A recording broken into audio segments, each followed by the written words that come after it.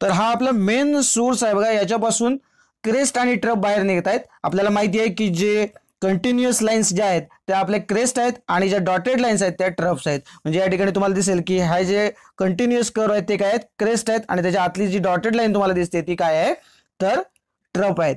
बरोबर आहे. सो या पद्धतीने आपण काय करतोय, सोर्स पासून सेकंडरी सोर्सेस तयार करणार आहोत. त्यासाठी आपल्याला काय करावं लागेल बघा, तर मी इथे एक लाईन फक्त मारून घेतो. तुमच्या लक्षात येईल जिथे आपल्याला 2 स्लिट्स तयार करायचे आहेत, आणि 2 स्लिट्स तयार करून झाल्या की तिथून काय होईल, 2 सोर्सेस तयार होतील. खरं तर सोर्सेस S1 आणि S2. सो ही लाईन जी आहे ती मी इथे ड्रॉ करून घेतली बघा, आणि जे 2 सोर्सेस आहेत त्यांना आपण S1 S2 म्हणूया. आणि मी तुम्हाला थोडंसं दाखवतो की हा जो ऍक्सिस असणार आहे तो प्रिन्सिपल ऍक्सिस असणार आहे. इथे तुम्हाला दिसतोय बघा S1 हा सोर्सचं नाव दिलंय, आपण इथे S2चं नाव देऊन टाकूया. आणि मी थोडंसं झूम करून तुम्हाला दाखवतो बघा या ठिकाणी, म्हणजे तुमच्या लक्षात येईल. हे बघा S1 आणि S2 या पद्धतीने झालेत. आणि आपल्याला काय करायचंय, तर या ठिकाणी थोडंसं S1 पासून पहिल्यांदा ड्रॉ करूया आपण लाईन्स. जसं इथे केलं, कंपासमध्ये समान अंतर मात्र घ्यायचंय. म्हणजे सुरुवातीला जर आपण सेमी सर्कल काढण्यासाठी अर्धा सेंटीमीटर एवढं अंतर घेतलं जर कंपासमध्ये, तर पुढच्या वेळी 1 सेंटीमीटर, मग 1.5 सेंटीमीटर, या पद्धतीने आपण तो 0.5चा जो पाढा असेल त्या पद्धतीने आपण घेऊ. S1 पासून पण तसेच आपल्याला काढायचे, S2 पासून सुद्धा आपल्याला तशाच पद्धतीचे काढायचे. तर सुरुवातीला आपण काय करूया, S1 पासून ड्रॉ करायला घेऊया. ओके, मी थोडंसं आणखीन फोकस करून ठेवतो म्हणजे तुम्हाला नीट दिसेल की S1 पासून मला हे काम जे आहे ते सुरू करायचंय. ठीक आहे. सो बघा, हा S1 तुम्हाला मी दाखवतोय. ठीक आहे. आता मी तुम्हाला इथे हे पहिली जी आहे तुमची तो जो क्रेस्ट आहे इथे ड्रॉ केला. तुम्हाला काय करायचं, पुढे जाऊन एक ट्रफ काढायचा आहे, जो असं मी तुम्हाला दाखवतोय. थोडंसं नंतर मी व्हिडिओचा स्पीड वाढवेल, कारण नाहीतर त्याच्यामध्ये खूप वेळ जाईल. सो असं अल्टरनेटिव्ह तुम्हाला क्रेस्ट आणि ट्रफ या पद्धतीने काढून दाखवायचे आहेत बघा. सो इथे तुम्हाला दिसत असतील मी क्रेस्ट ट्रफ असे काढतोय. खरं तर थोडंसं स्पीड मला जास्त घ्यावा लागणार आहे बघा. पण तुमच्या लक्षात आलं असेल की जर 0.5 सेंटीमीटर जर घेतलं असेल पहिल्यांदा, तर तुम्हाला काय करायचं आहे, 0.5च्या पटीमध्ये कंपासमधलं अंतर घेऊन हे असे आपल्याला सर्कल्स जे आहेत, सेमी सर्कल्स आहेत खरं तर, ते आपल्याला ड्रॉ करायचे आहेत. ठीक आहे. सो S1 पासून जे ड्रॉ केलेत मी सर्कल्स, आणि हे अशा पद्धतीने तुम्हाला दिसेल. आणि तसंच आपल्याला मग काय करायचं आहे बघा, तर S2 पासून सुद्धा करायचं. सो S1 पासूनचे जे होते ते सगळे आपण जे कर्व्स आहेत ते आपण काढून झाले. अल्टरनेट क्रेस्ट आणि ट्रफ जे आहेत ते आपण इथे ड्रॉ केलेले आहेत, आपल्याला दिसत आहेत. सो आता आपण काय करूया, S2 या सोर्स पासून सुद्धा आपण जे सेमी सर्कल्स आहेत ते ड्रॉ करूया. क्रेस्ट आणि ट्रफ असे ड्रॉ करायचे. मग अशी सांगितलं तसं कंपासमध्ये जर 0.5 सेंटीमीटर एवढं अंतर सुरुवातीला घेतलं असेल पहिल्या सेमी सर्कलसाठी, तर नंतर 1 सेंटीमीटर, 1.5 सेंटीमीटर, असं 0.5च्या पटीमध्ये आपण हे अंतर घेत जात आपण हे या पद्धतीने असे सेमी सर्कल्स ड्रॉ करून घेणार आहोत. ठीक आहे. फक्त कलर वेगळे याच्यासाठी दिलेत की तुम्हाला ते डिफरन्शिएट व्हावेत की सोर्स S1 आणि S2 पासून निघणारे वेगळे वेगळे सर्कल्स आहेत.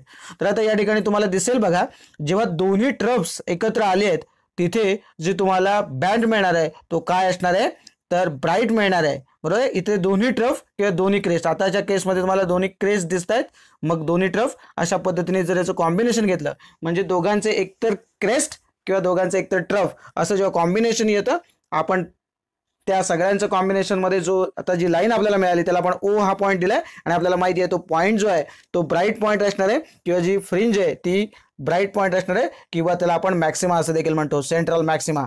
ओके. तसंच आपण जर अप्पर साईडला गेलो तर नंतर जेव्हा एक क्रेस्ट आणि एक ट्रफ यांचं कॉम्बिनेशन येत आहे बघा, तुम्ही नीट या ठिकाणी तुम्हाला दिसेल. मी थोडंसं इथे थांबवतोय आणि म्हणजे तुमच्या लक्षात येईल की कशा पद्धतीने हे ड्रॉ केलेत. तुम्हाला दिसत असेल या ठिकाणी काय होतंय बघा, इथे एक डॉटेड लाईन आणि एक कंटिन्युअस लाईन ही जिथे छेदते, म्हणजे एक क्रेस्ट आणि एक ट्रफ जर असेल तर आपल्याला पॉईंट कसला मिळणार आहे, तर डार्क पॉईंट मिळणार आहे. इथे पण बघा, इथे काय झालंय, तर पहिला जो सोर्स आहे त्याचा हा काय आलाय, क्रेस्ट आलाय, आणि दुसऱ्याचा ट्रफ आलाय. इथे काय झालं, दुसऱ्याचा क्रेस्ट आलाय आणि पहिल्याचा ट्रफ आलाय. बरोबर आहे. सो या पद्धतीने जर तुम्ही बघितलं तर अशा पद्धतीचे सगळे पॉईंट त्या लाईन मधले जे आहेत ते तुम्हाला दिसतील. आणि मग आपल्याला या कॉम्बिनेशन नंतर जो पॉईंट मिळणार आहे, बरोबर आहे, तो काय असणार आहे, तर डार्क पॉईंट असणार आहे. आणि स्क्रीनवर तुम्हाला मिळेल डार्क पॉईंट, आणि आपण तो दाखवतोय इंटरफरन्स पॅटर्न मध्ये ब्लॅक कलरने. ओके. सिमिलरली दुसऱ्या साईडला पण काय होईल, लोअर साईडला खालच्या साईडला सुद्धा आपल्याला डार्क फ्रिंजेस मिळणार आहेत, डार्क पॅटर्न मिळेल. बरोबर आहे. सो पुन्हा एकदा तसंच आपण ऑप्टेन करूया. तुम्हाला थोडंसं फास्ट करून दाखवतो हे मी, आणि इथे तुम्हाला हा ब्लॅक पॅटर्न मिळेल.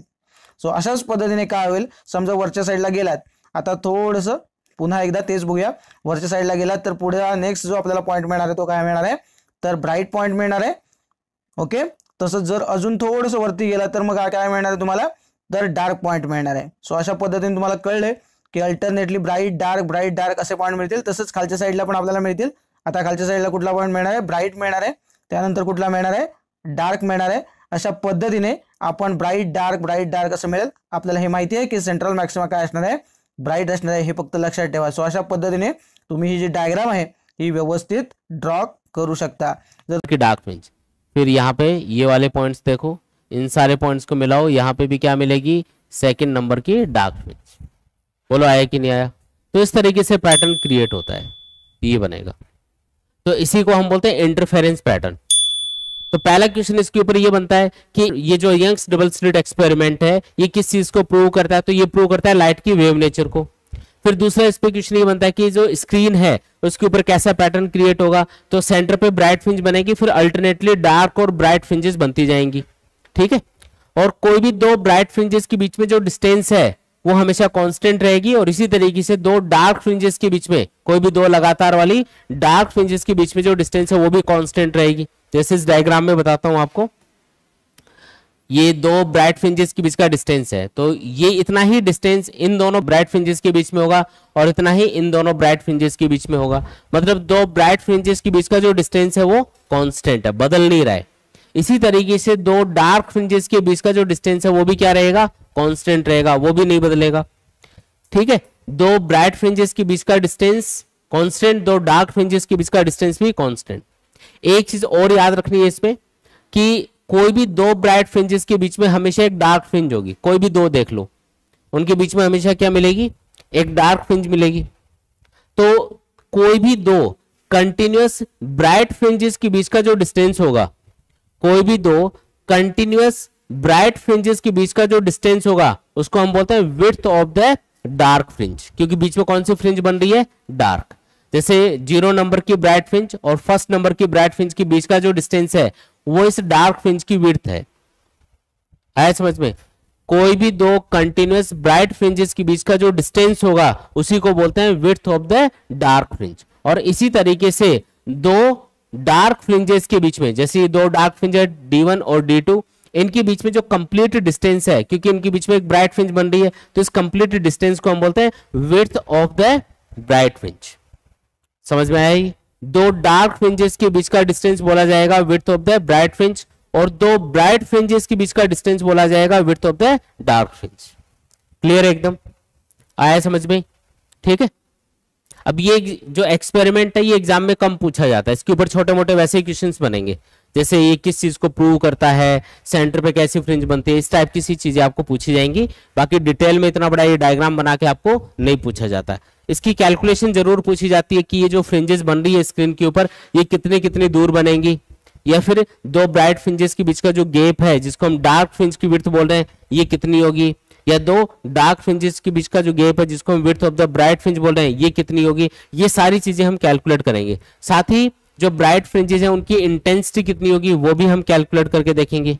ठीक है, तो ये सारी चीजें हमको कैलकुलेशन में देखनी है आगे, ये सारी कैलकुलेशन हम कर रहे होंगे आगे. ठीक है, उसके ऊपर क्वेश्चन पूछे जाएंगे, बड़े क्वेश्चन. ठीक.